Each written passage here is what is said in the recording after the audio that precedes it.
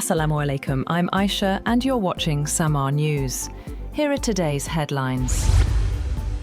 Iran has warned that it may no longer consider itself bound by its agreement with the United States if Washington continues to violate the terms of the deal aimed at ending the Middle East conflict. According to Iranian state media, Tehran's ambassador to the United Nations said the warning relates to the Islamabad understanding, which was reached with Pakistani mediation. Iran says continued US violations could undermine its own commitments under the agreement.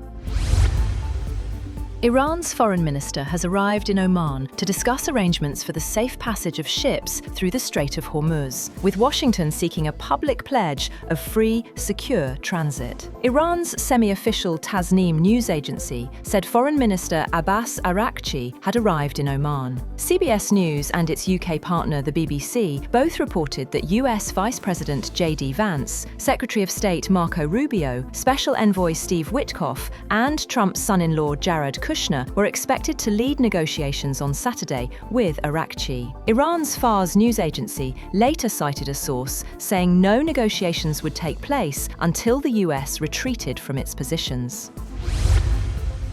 Iran's supreme leader, Ayatollah Mujtaba Khamenei, has said that avenging his slain predecessor and father is the demand of the nation and must certainly take place. According to a written message released on his Telegram account, Khamenei said the nation pledged to avenge the blood of the martyred leader and all the martyrs of these two wars from the criminal and disgraced killers. The supreme leader issued the message on the occasion of funeral ceremonies for his father, Ayatollah Ali Khamenei, held months after he was killed in the US-Israeli airstrikes on February 28th. US President Donald Trump has said that Iran has requested fresh talks and Washington has agreed to continue negotiations. However, Trump declared that the June ceasefire is over, following a new exchange of military strikes between the two countries.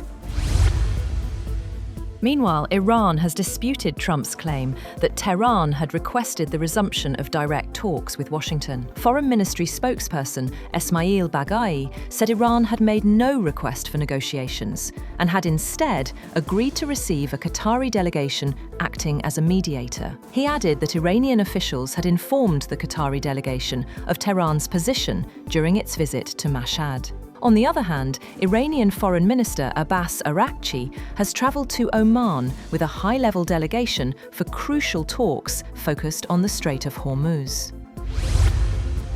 US President Trump has also declared that he has ordered the military to be prepared to launch strikes against Iran if the Iranian government carried out or attempted an assassination of the president. He said in a Truth Social post that 1,000 missiles are locked and loaded and aimed at the Islamic Republic of Iran, with thousands of more to immediately follow should the Iranian government act on its threat, pronounced in many corners of the globe, to assassinate or attempt to assassinate the sitting president of the United States of America. He added that orders have already been given and the US military is ready, willing and able to completely decimate and destroy all areas of Iran.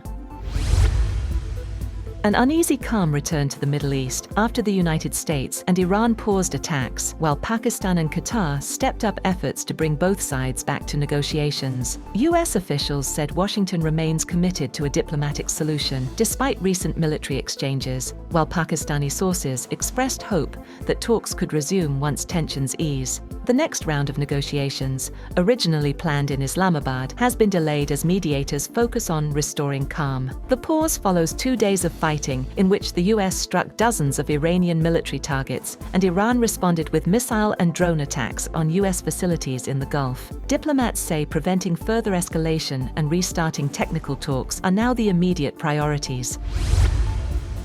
Iran's parliament speaker, Mohammad Baghir Ghalibaf, has said that his country is ready for full-scale defense if the United States backs away from its commitments under the Islamabad Memorandum of Understanding. Ghalibaf said Iran would never surrender under pressure and warned that any collapse of the agreement would be met with a firm defense of Iran's rights and interests. He also urged the Muslim world to unite against the United States and Israel, saying the Islamic world should stand up in the face of continued pressure.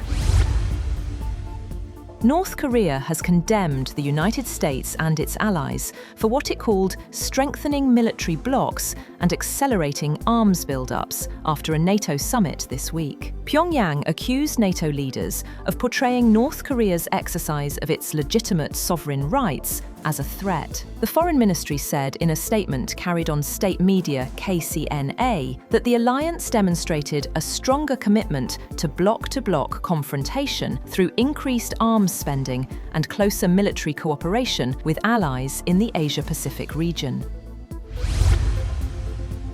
China has evacuated more than 1.8 million people as Typhoon Barvi churned toward the major eastern city of Wenzhou after pummeling Japan's southern Sakishima island chain with heavy rain and violent winds, and brushing past northern Taiwan. Even as Barvi continues to slow and weaken on its northwesterly path over cooler seas, the typhoon is still a potent risk due to the sheer volume of moisture it holds within its rain bands, about the size of France from end to end. Barvi is forecast to make landfall around Wenzhou, home to some 10 million people. Apple has sued OpenAI and 2 former employees, alleging misappropriation of its trade secrets to benefit the ChatGPT owners' foray into consumer hardware. A dramatic escalation of already simmering tension between the 2 companies. The complaint accuses OpenAI of orchestrating a broad effort to systematically acquire and exploit Apple's confidential information through former employees, recruiting practices, and supplier relationships to accelerate its push into the consumer hardware business. Meta has withdrawn its new AI image generation feature, Muse Image, just days after its launch, following widespread criticism over user privacy concerns. The feature, which allowed AI-generated images to be created using content from public Instagram accounts, faced backlash from privacy advocates and industry groups. Meta said it had listened to user feedback and acknowledged that the feature missed the mark. The company says the tool is no longer available. That's all for now. For more updates, visit www.SAMAA.tv. Thank you for watching SAMAA News.